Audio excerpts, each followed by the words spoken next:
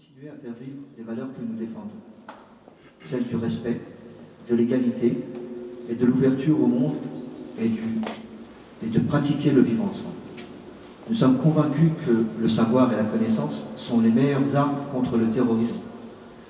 Donc nous continuerons à militer à travers l'éducation, les échanges interreligieux, le dialogue avec tout le monde, et nous poursuivrons nos activités culturelles telles que nous l'avons toujours fait. À l'heure où les postures identitaires fragilisent notre démocratie, nous nous joindrons à toutes les initiatives qui militeront pour la solidarité, le respect et la fraternité. Nous, les musulmans de France, à l'instar de tous les citoyens, nous proclamons la liberté, l'égalité et la fraternité pour tous, sans aucune distinction d'origine ou de religion. Nous vous remercions pour votre confiance, vos messages de soutien pendant cette épreuve. Merci. Il y a des choses à dire, évidemment, c'est de remercier l'Association des musulmans d'Aubervilliers, à la fois de cette invitation qui m'a été donnée donc, de discuter avec vous ce soir, mais également de partager ce moment de réflexion. Et c'est évidemment très très important de faire ça en ce moment. Et en plus, Machallah, c'est une mosquée qui a été perquisitionnée. Je salue évidemment tout ce qui a été dit par le président, et c'est très bien que vous puissiez rebondir avec ce genre d'activité. D'accord ? Vous êtes d'une certaine manière injustement traité, vous rebondissez par le dialogue et la fraternité. Et je pense que c'est excellent comme réaction. Je peux vous encourager à aller dans ce sens et de poursuivre dans cette voie-là. Alors, allons dans le vif du sujet. On parle énormément de terrorisme depuis le 13 novembre. On en a beaucoup parlé depuis le 7 janvier, depuis ces attentats dramatiques, et je salue encore une fois le communiqué qui est extrêmement clair de l'association musulmane. Dès le dimanche 15 novembre, 2 jours après les attentats, que l'ultra-majorité des musulmans ont fait, à savoir cette dénonciation des attentats absolument horribles, que absolument rien ne peut justifier. Qu'est-ce qui a fait que des jeunes se sont fait exploser en plein Paris? D'où ça vient?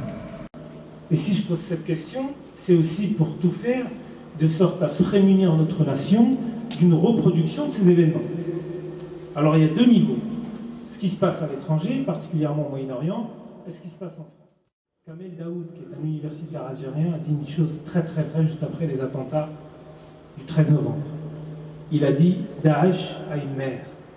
C'est l'occupation américaine de Dawla al-Islamiyya fil Iraq et au Sham, qui est née le 9 avril 2013, si vous ne revenez pas à ce qui s'est passé le 20 mars 2003. Et le 20 mars 2003, c'est l'occupation, l'invasion absolument injuste des États-Unis sur le sol irakien. Juristes au niveau du droit international ont qualifié les États-Unis et la Grande-Bretagne d'États délinquants. D'États délinquants, c'est-à-dire des États qui, au mépris du droit international, vont aller dans un pays, l'occuper, le ravager, le piller d'une certaine manière au bénéfice de leurs intérêts pétroliers. Ce n'est pas Nabil Nasri qui le dit, c'est l'ensemble de la communauté juridique mondiale. On a menti, on a piétiné les valeurs d'un pays et on est parti pour tout simplement bénéficier du pétrole. Qu'est-ce que vous voulez? Que dans une situation d'un pays ravagé et occupé, naisse au sein d'une population qui a été martyrisée. Comme dans n'importe quelle situation, vous allez avoir un phénomène de résistance qui va se créer. Et ce phénomène de résistance va essentiellement se nouer, se construire auprès de la minorité sunnite irakienne.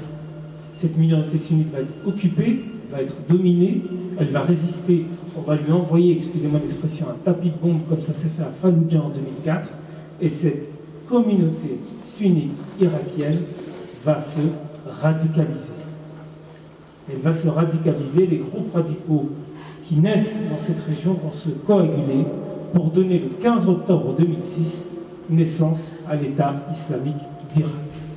Ad-Dawla al-Islamiyya fil Iraq. Ce noyau va ensuite, et je vous la fais très rapide, à partir de l'éclatement du soulèvement populaire syrien, faire la jonction avec d'autres groupes syriens qui eux-mêmes auront été martyrisés par la mécanique mortifère du régime de Bachar al-Assad pour donner à partir du 9 avril 2013 non plus l'État islamique d'Irak, mais l'État islamique d'Irak et au Levant, qu'on nomme Dawla al-Islamiyya fil Iraq et au Sham, l'acronyme en arabe de Daesh, en français ça donne Daesh.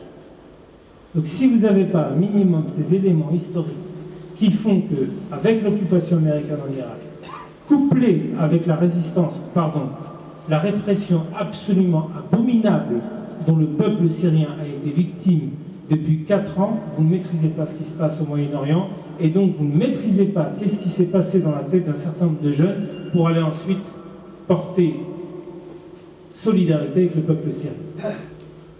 J'ai pas trop le temps de développer, mais je vous demande vraiment l'attention à ce niveau-là. Parce qu'à partir de 2011-2012, vous allez avoir un certain nombre de jeunes qui vont se dire, eu égard à la situation absolument intolérable, abominable, dont le peuple syrien fait l'objet.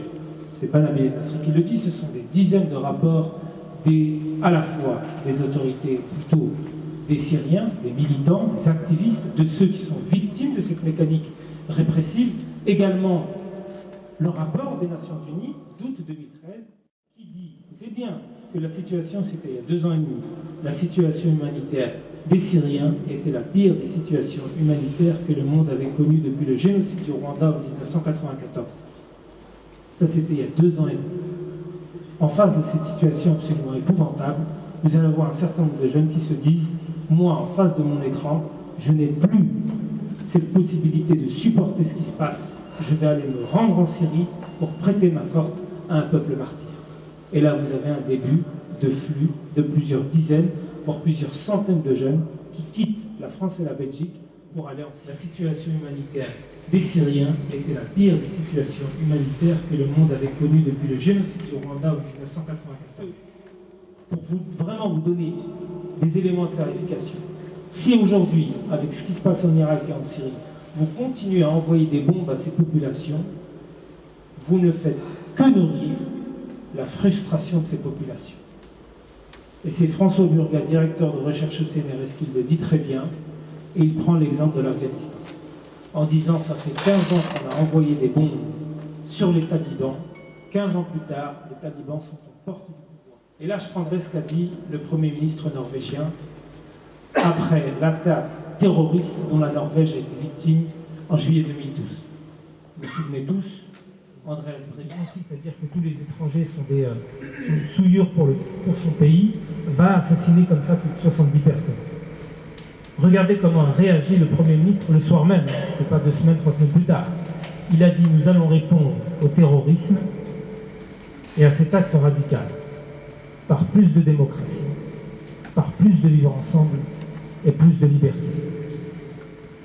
Parce que le but du terrorisme était de tout faire pour mettre en péril la cohésion de la société norvégienne.